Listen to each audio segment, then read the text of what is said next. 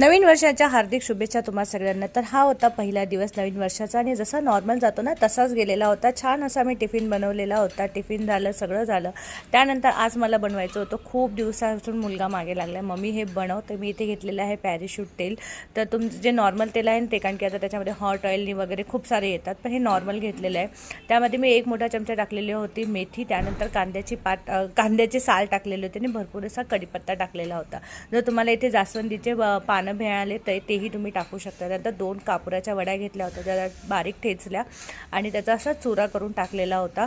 आणि हे मिश्रण व्यवस्थित मिक्स करून ना मी जवळजवळ अर्धा तास असंच ठेवून दिलेलं होतं। त्याला आता गॅसवर मी ठेवलेलं नाही आहे, त्याला असंच राहू दिलं आणि अर्ध्या ते पाऊण तासानंतर ना मग त्याला गॅसवर ठेवलं आणि एकदम मंद आचेवर छान त्याचे बबल्स वगैरे येतात आणि मग असं छान तयार होतं ते तेल। आणि हे तेल अजून 1-1.5 तास चांगलं थंड झाल्यानंतर व्यवस्थित तुम्हाला गाळून घ्यायचं आहे, कारण की याच्यातला जो काही कचरा आहे मग तो आपल्या केसांमध्ये राहील मुलांच्या, त्यामुळे असं व्यवस्थित गाळून घेतलेलं आहे। आणि हे हेअरफॉलसाठी मी तेल तयार करून घेतलेलं होतं, मागच्या वेळीसुद्धा मी केलेलं होतं, पण त्याला खूप दिवस झाले, तर म्हटलं परत तुमच्यासोबत चला व्हिडिओ शेअर करूया। आणि एक स्प्रे बॉटलमध्ये ना मी हे तेल काढून घेतलेलं होतं।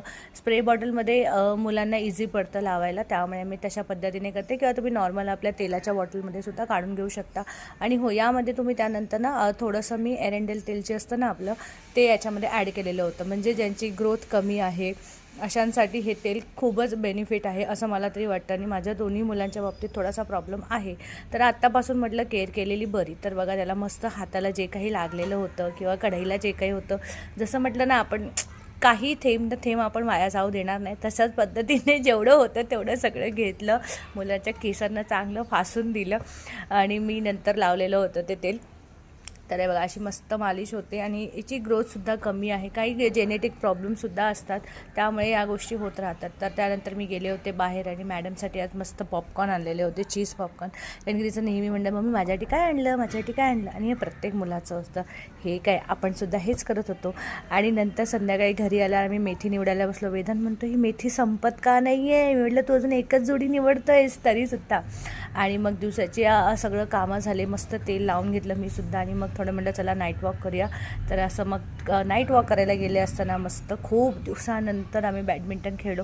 बघू आता हे सुद्धा सुरू करूया। अरे नवीन वर्षात अचानकच हे सुरू झालं की चला बॅडमिंटन खेळूया, तर म्हटलं म्हणजे सुरुवात चांगली आहे, बघू असा एंड कसा होतो। आणि आम्हाला बघून गार्गी पण मागे लागलेली होती, तर तिला ती मुलं छान शिकवत होती। आता ह्या वयात आपल्याला नवीन नवीन गोष्टी शिकवल्या पाहिजे मुलांना, त्यासाठी।